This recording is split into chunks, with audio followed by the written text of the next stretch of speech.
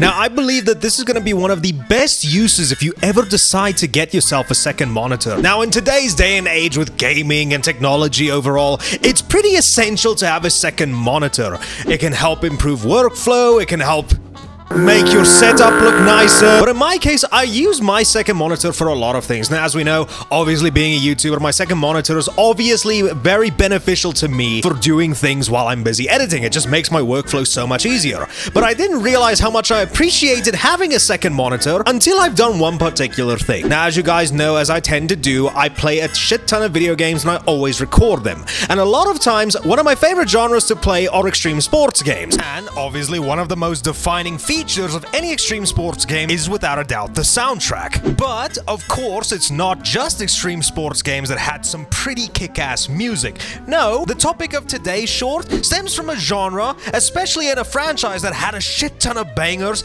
of their own, but sadly shifted a little bit away from it. As we all know, at this point, musical taste has completely shifted, but my favorite era of music will always be around the early to mid 2000s, where it was just rock, punk, metal, all of that kind of good stuff. And it's really reached a boiling point for me when I was starting to record footage for another video I'm planning on making in the future, and that's on the Need for Speed games. Most definitely when it comes to Need for Speed Heat. While I think the game is fine and I really truly like it, yeah, I don't vibe with the music because it's all this house stuff, pop music. I don't fuck with that. So what I do, mute the in-game soundtrack and pop on some of my own bangers. And this is where my second monitor really comes in handy.